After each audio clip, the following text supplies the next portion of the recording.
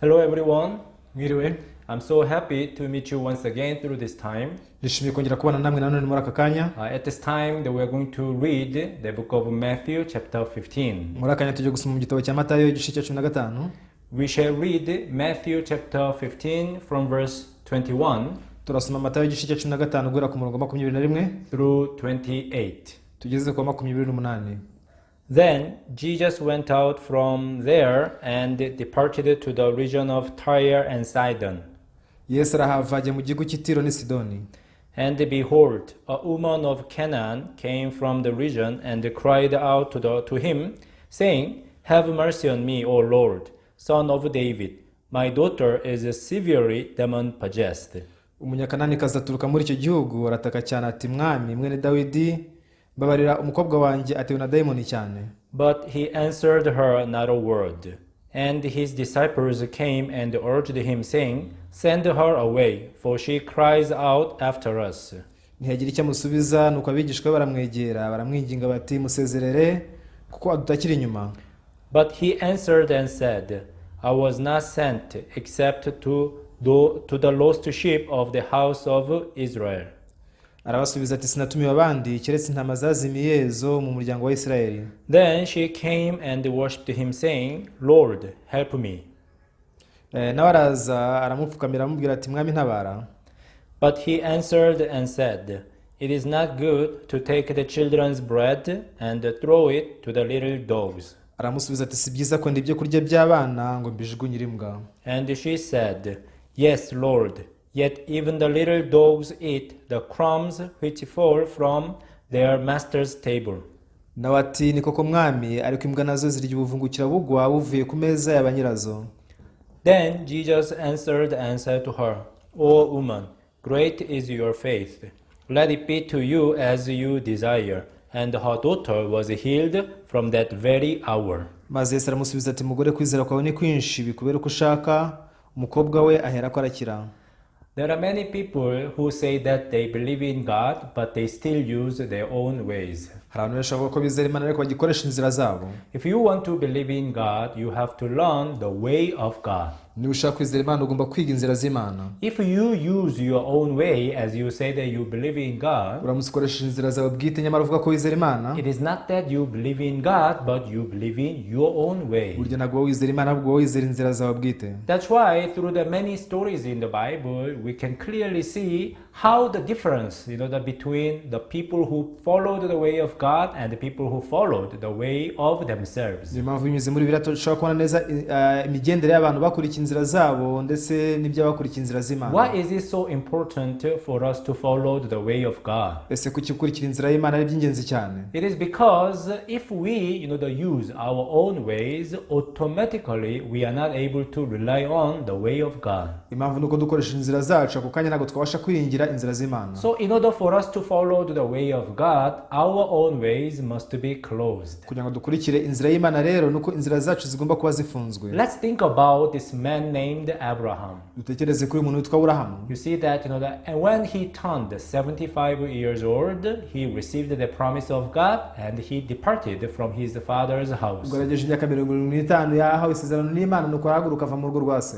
Until he turned 75 years, you see that, he didn't have any son.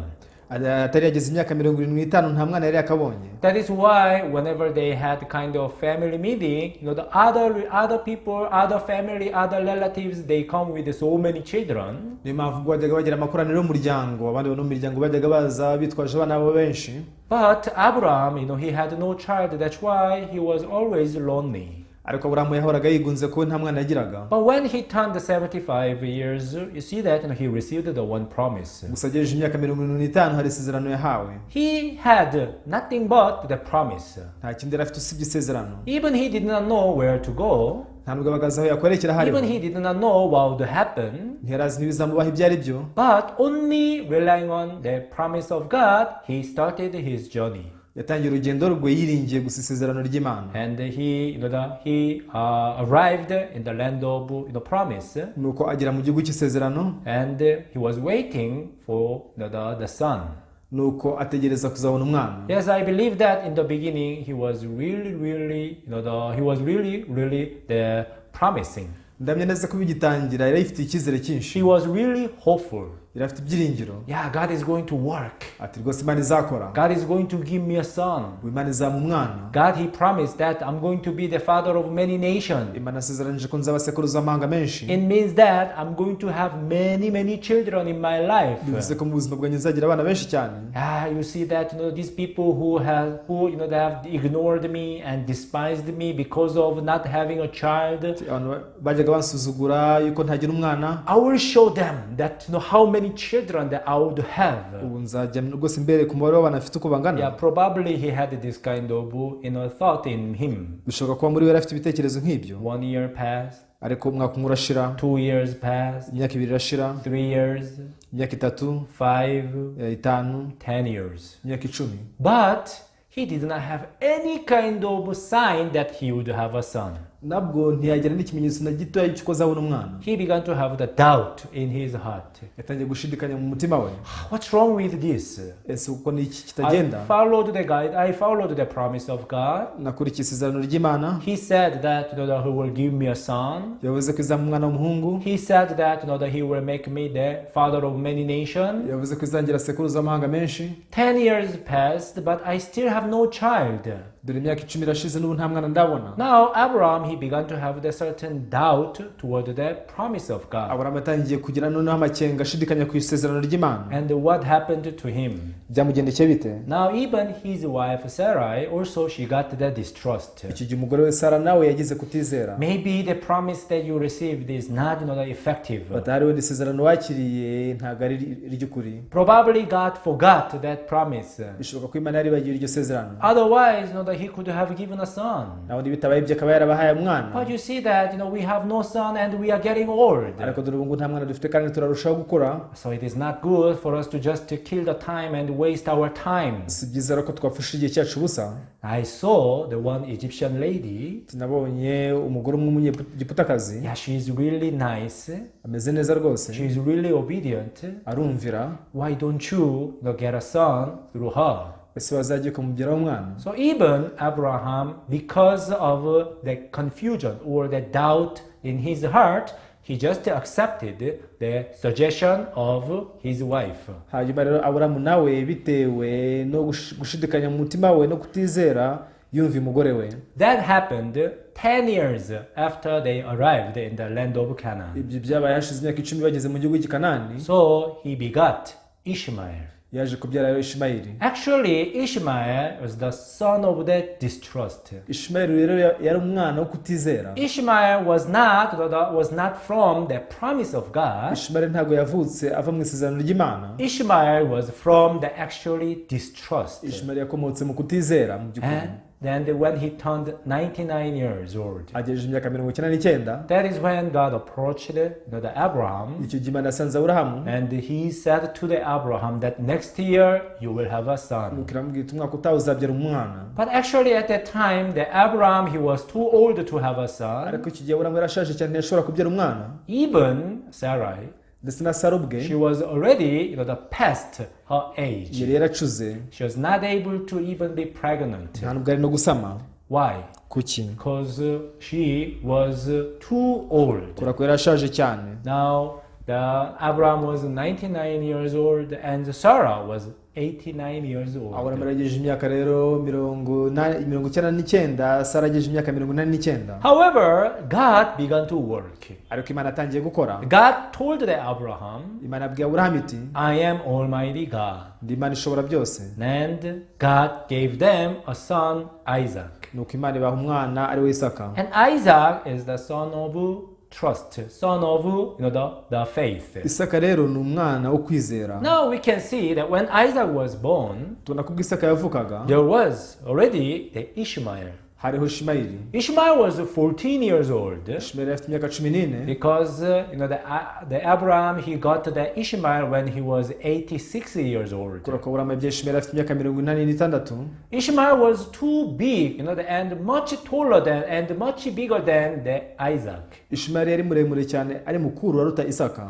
Distrust is bigger than the trust.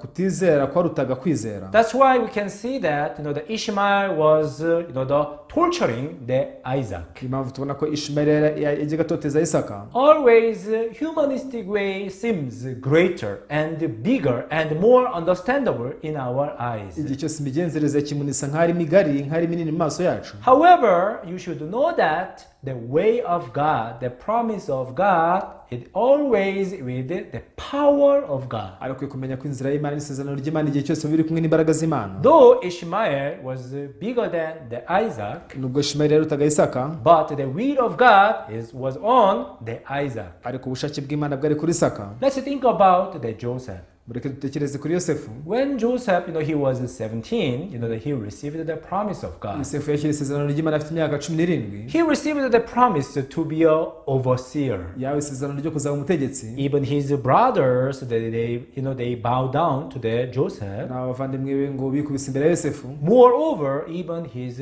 parents. Ndetse n'ababyeyi be. So when he got this dream, ubwo yagiraga izo nzozi, everybody actually was not happy with that dream. abantu bose ntabwo bari bishimiye izo nzozi. Let's think about how to be an overseer according to our understanding. Nimureke dutekereze uko umutegetsi tugende ku myumvire yacu. Yeah, overseer, maybe we can say like a prime minister in this generation. Umutegetsi twamugereranya nka minisitiri w'intebe muri ibihe bya none. How can one become the prime minister? Ese ni gute umuntu yaba minisitiri w'intebe? Maybe study very well, wenda ukiga neza cyane, graduated a good university, cyangwa se ugasoreza muri kaminuza ikomeye, even they have a lot of experience in different fields, ugasanga ufite uburambe mu bisata bitandukanye, and at a young age they joined the government, the works, ukajya mu mirimo ya leta ku myaka mike, become the director, ukaza kuba umuyobozi, or even the director general, cyangwa se umuyobozi mukuru, probably even the permanent secretary or the minister, ukaba nk'umunyamabanga wenda uhoraho cyangwa se ukaba minisitiri. You see that this is how the one could become the prime minister.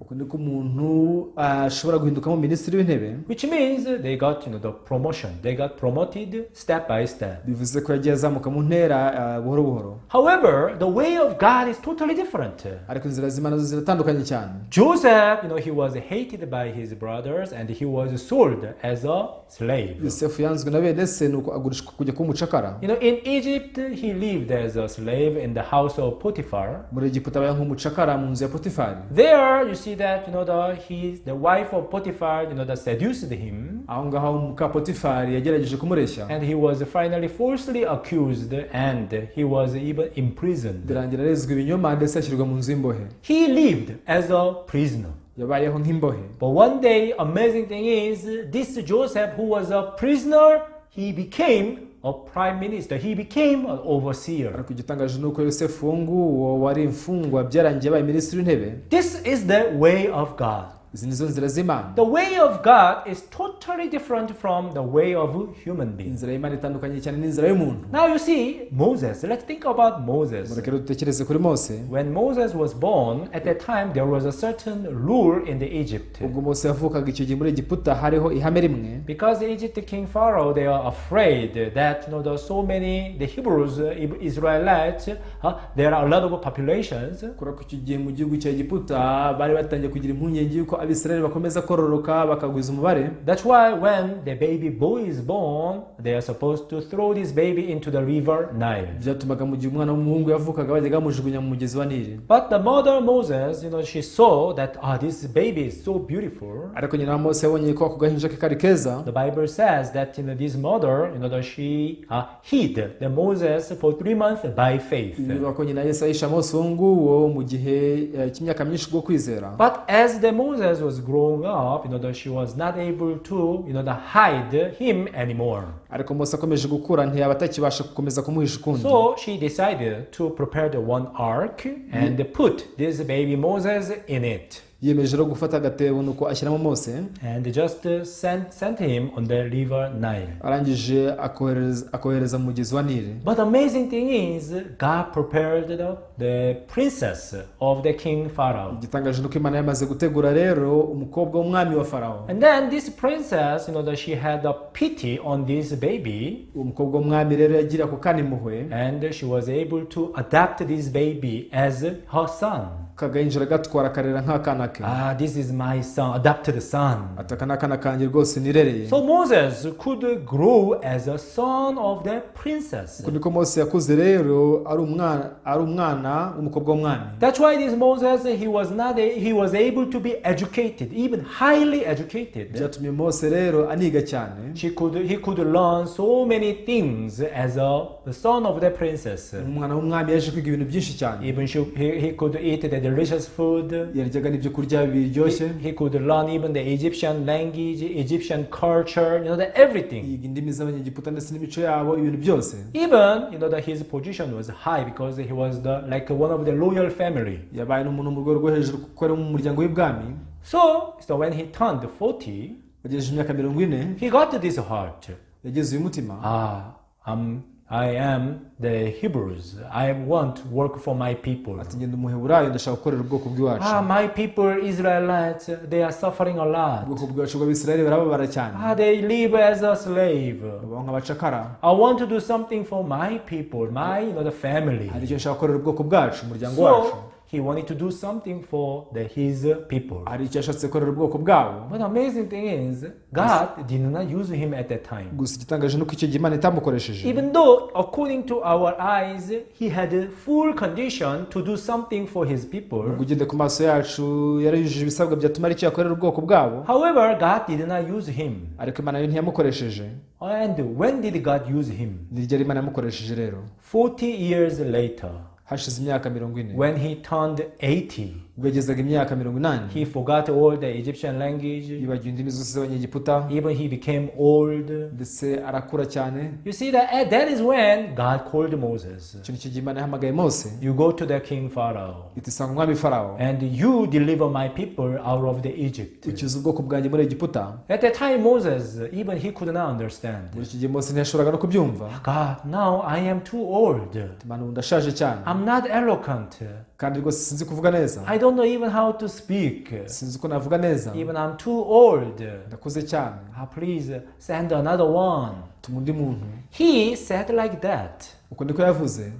According to our eyes, ugende ku maso yacu, Moses at 40 years, this is more powerful than Moses of 80 years. Mose ku myaka 40 yarakomeye cyane kurenza ku myaka 80. But the way of God is different from the way of a human being. Ariko inzira z'Imana zitandukanye n'iz'umuntu. God used the Moses when he turned 80 years. Imana akoresheje Mose agejeje imyaka 80. And actually God made Moses like a God to the Pharaoh. Imana yagize Mose nk'Imana kuri Pharaoh. And as you know very well that eventually Moses brought every Israelite out of the Egypt. Kuko mubizi neza amaherezo Mose yavanye Abisirayeli bose mu gihugu cya Egiputa. Now this is the way of God. Iyo niyo nzira y'Imana. Always way of God is different from the way of a human being. Ikaryo inzira y'Imana ihabanye n'iy'umuntu. Many people want to believe in God according to their own ways. Abantu benshi bifuza kwizera Imana bagendeye ku nzira zabo. God, I want to believe in you so that you can come and help me and bless me. Batima ndashaka kwizera kugira ngo rwose nawe uzangirire neza umugisha. People they set the certain way that they like and they want.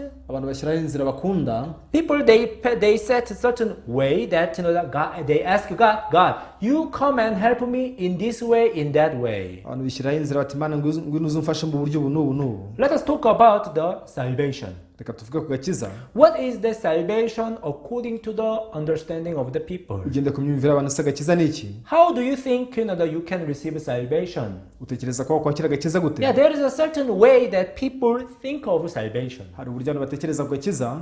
If we try to fight against sin and keep the law very well so that we can become righteous and no more sin.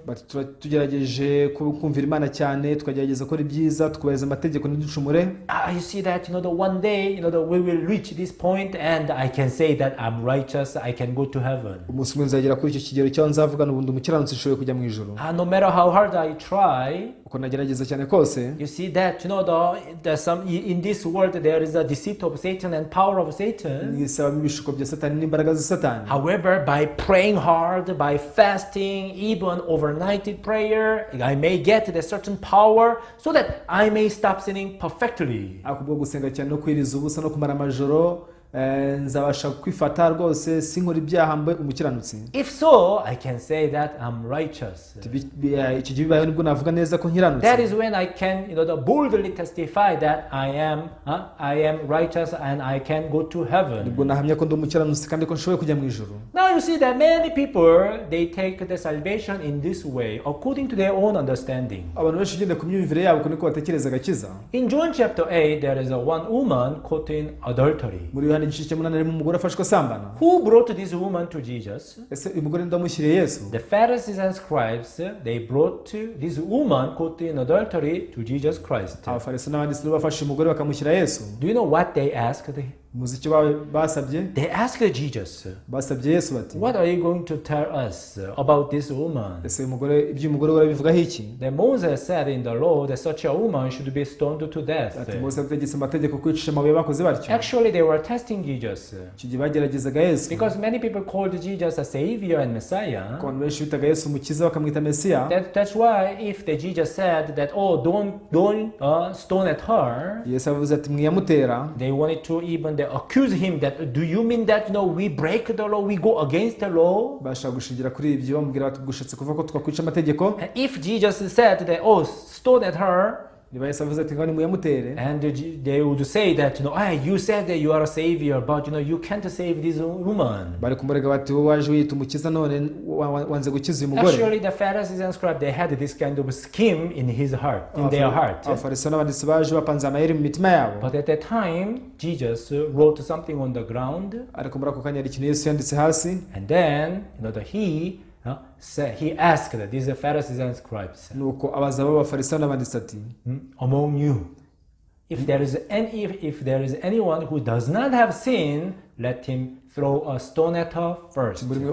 utarakora icyaha bari banza kumutera ibuye. If you do not have a sin in your heart, let him throw stone at her first. udafite icyaha mu mutima we n'abari banza kumutera ibuye. Now nobody could stone at her. muri iki gihe nta n'umwe wabashije kurimutera. They were holding the stone in their hand. bari bacigatiye amabuye mu biganza byabo. But everybody just let go that stone. ariko bose amabuye barayarekuye. Why, when Jesus spoke to them, ubwo Yesu yababwiraga ati, now they are convicted by their conscience that they have sin in their heart. muri ako kanya bashinjwe baciriweho iteka n'imitima yabo, ari ibyaha mu mitima yabo. Even I have sin in my heart. bati rwose nanjye mfite icyaha mu mutima Now wanjye. I see that that I have sin. ubu rwose ndibonaho icyaha. Nobody could stone at her. ntawahangaye kumutera ibuye. But you know what? When they brought this woman to Jesus Christ, ariko uyu mugore bamushyiraga Yesu, they thought that they were better than this woman. batekerezaga ko baruta uwo mugore. This woman is dirty and filthy. bati umugore aranduye rwose yarahindanye. But for me, I'm not as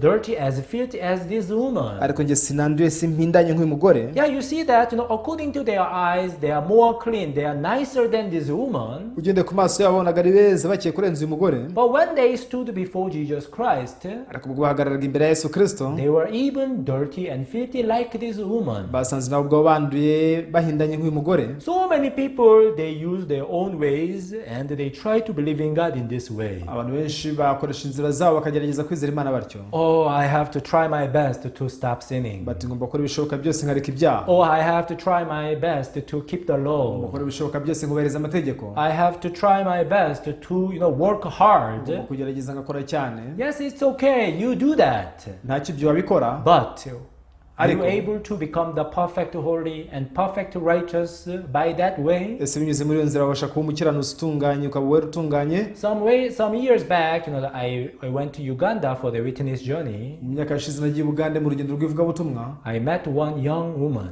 mpahurira n'umugore umwe ukiri And muto. I got a chance to preach the gospel to her. ngira amahirwe kumubwiriza ubutumwa bwiza. After I preached the gospel to her, maze kumubwiriza ubutumwa bwiza, she shared her testimony with me. yansangije ubuhamya bwe. Before she met me, she said for last 3 years, every day she woke up early morning, like 4 in the morning, and she rushed to the church and she asked for the forgiveness of sins. mbere ko duhura yajyaga ambwira ko yajyaga azinduka mu gitondo cya kare mu rukerera, akazindukira mu rusengero kujya kwicuza asaba imbabazi z'ibyaha bye. Whether it rains or not, you see that every day she would go to the church.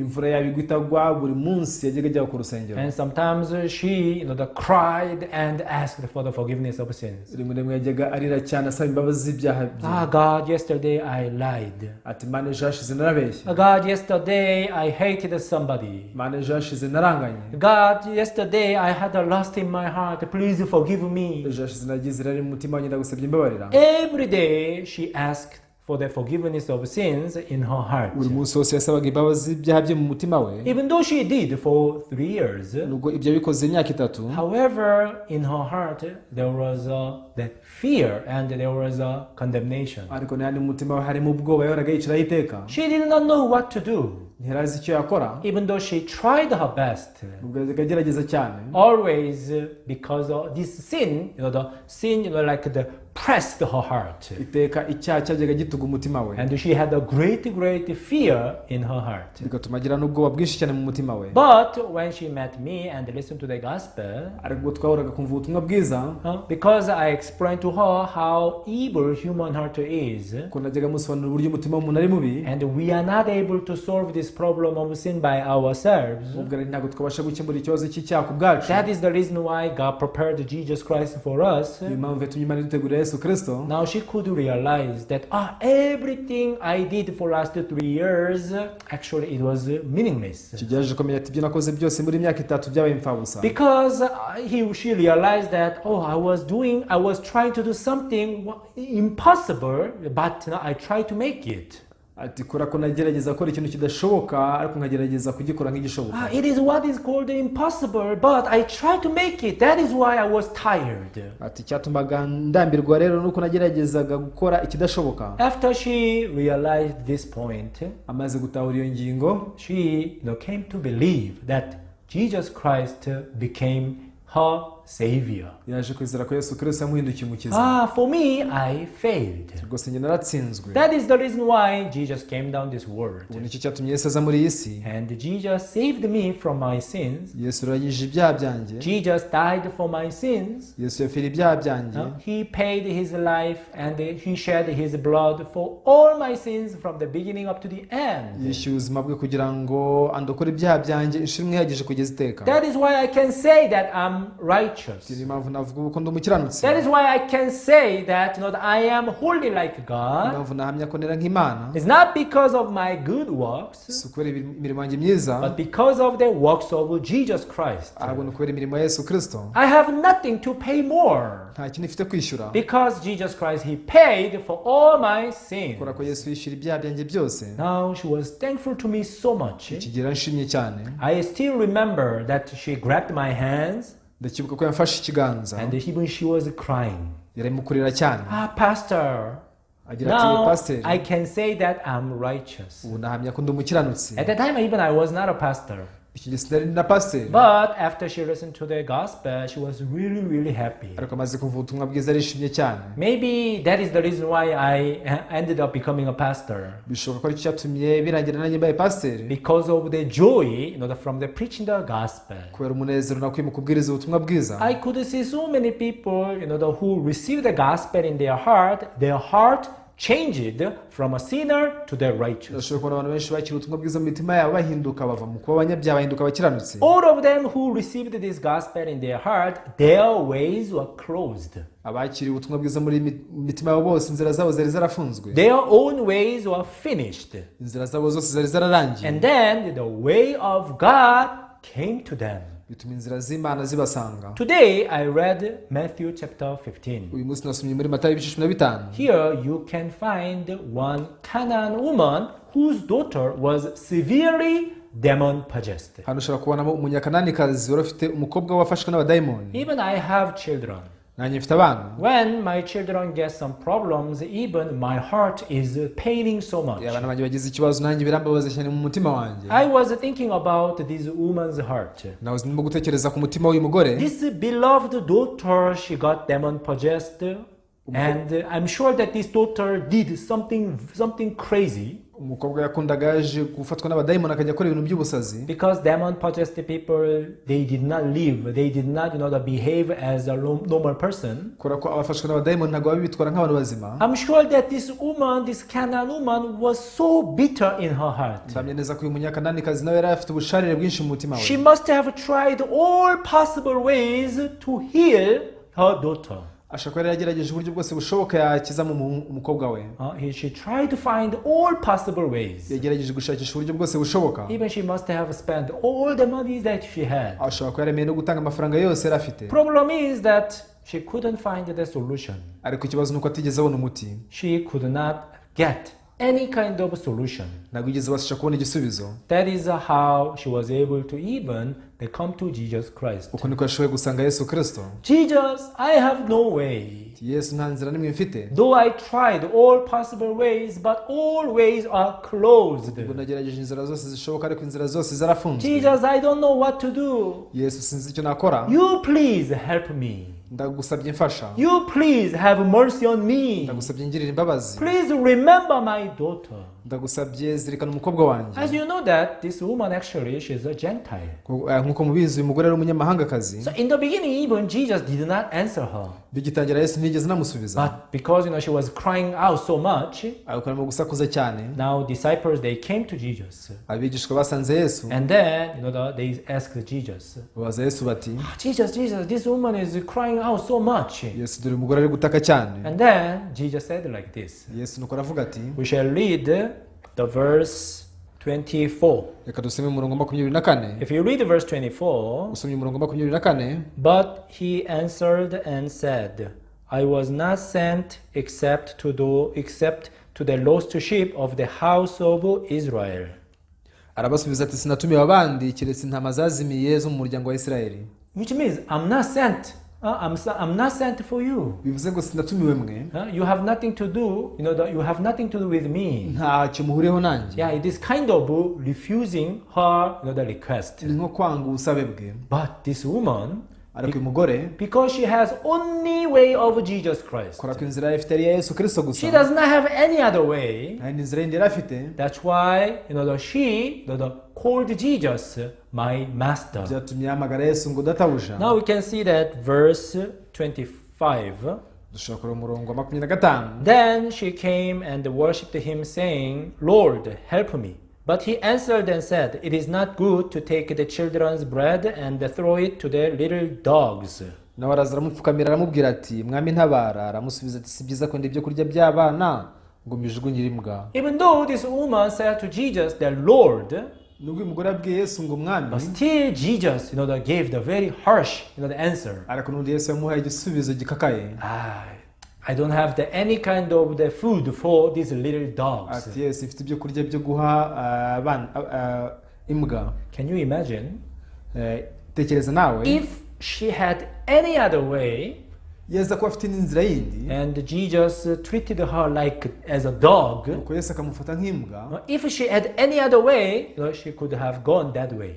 yeza ko afite inzira yindi akaba yarafashe iyo nzira. Probably she would become so angry to Jesus. wenda ari no kurakarira Yesu cyane. Even she would curse Jesus. yari no gutuka Yesu. Yeah, it's okay for you to not help me, but how come you call me little dogs? ati nawe utamfasha ntacyo bitwara ko se uhangarute kunyita imbwa. However, this woman, she had only the way of Jesus Christ. ariko uyu mugore afite inzira Yesu Kristo yonyine gusa. That is why even though she was called the little dogs, niyo mpamvu nubwo yiswe ko ari imbwa ntoya. again here we can see that verse 27. dushaka kubona no ku murongo 27 naho.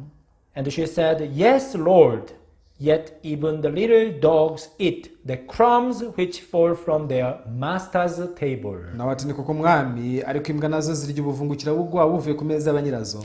Yes, Lord. ati ni koko mwami. Yes, you are right. uri mukuri. You are my master. uri databuja. But I need your grace. ariko nkeneye ubuntu bwawe. I need your help. nkeneye ubufasha bwawe. You are right. uri mukuri. Now this woman, she had this faith. uyu mugore afite uko kwizera. Why? kuki? And how? kandi se gute? Because she only has the way of Jesus Christ. kuko afite inzira Yesu Kristo yonyine gusa. Dear viewers, nshuti mukurikiye, only way for our sins to be forgiven, to be paid, is blood of Jesus Christ. uburyo bushoboka ibyaha byacu bishobora kwishyurwa ni kubinyuza amaraso ya Yesu gusa. If you believe that only by blood of Jesus Christ you can become the perfect righteous, uramutse wizeye ko umukiranutsi kubwo kwizera amaraso ya Yesu gusa, you do not even look at another ways. nta n'inzira yindi ukwiye gushakisha. You only rely on the blood of Jesus. wasigara wiringiye amaraso ya Yesu gusa. But so many people, even though they rely on the blood of Jesus, at the same time they rely on their good works. nyamara nubwo abantu benshi bizera imirimo ya Yesu, ku ruhande barongera bakizera imirimo yabo bwite. They rely on the works of Jesus, but at the same time they try to contribute to something on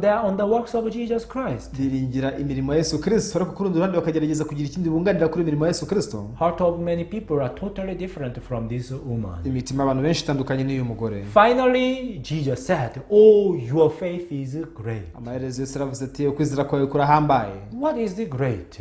kuki guhambaye? Are you believing me only 100%? uranyizera njye nyine gusa 100%. I am only your way. ni inzira yawe njye nyine gusa. So we can see that this Canaan woman, she only relied on Jesus Christ. dushobora kubona ko uyu munyakananikazi yiringiraga Yesu Kristo wenyine. This is how we are able to receive salvation. uku niko tubasha kwakira agakiza. We only rely on the blood of Jesus. twiringira amaraso ya Yesu gusa. We only rely on the crucifixion of Jesus Christ. twiringira kubambwa kwa Yesu Kristo konyine. That is how we are able to become perfect righteous. uku niko tubasha kuba abakiranutsi batunganye. That is how we are able to start the true spiritual lives. uku niko tubasha gutangira ubuzima bw'umwuka bw'ukuri. I'm so happy that we shared this word. ndishimye cyane kuba dusangira ijambo. I hope that you meditate this word so that you only rely on the blood of Jesus in your life. kuri ijambo ritekerezaho kugira ngo wiringire amaraso ya Yesu yonyine gusa mu buzima bwawe. Okay, let's pray. dusenge. Heavenly Father, we thank you. datangije turagushimye. You have given us this precious moment. waduhaye uyu mwanya w'igiciro cyinshi cyane. Allow us to meditate this word dukundire dutekereze kuri iri jambo so that this word may lead our lives. kugira ngo iri jambo riyobore ubuzima bwacu. There are many people who rely on the Jesus at the same time their good works. hari abantu benshi biringiye Yesu bakongera bakiringira n'imirimo yabo byombi icyarimwe. But Father, through that way, nobody can receive the true salvation. ariko data binyuze muri iyo nzira nta n'umwe wakwakira agakiza by'ukuri. Allow the faith of this woman to be our faith. udukundire kwizera k'uyu mugore kube kwizera kwacu. So that even we are able to be free from sin once for all. kugira ngo natwe tuzabashe kubohoka ibyaha inshuro imwe ihagije kugeza iteka. Then we are able to live as a true soldier of God and the light of the world. tuzabashe kuba nk'ingabo z'Imana ndetse n'umucyo w'isi. Father, we thank you. data turagushimye. I pray everything in the name of Jesus. senze byose nize mu izina rya Yesu. Amen. amen. Thank you very much. murakoze cyane. I'll see you next time. tuzasubira ubutaha.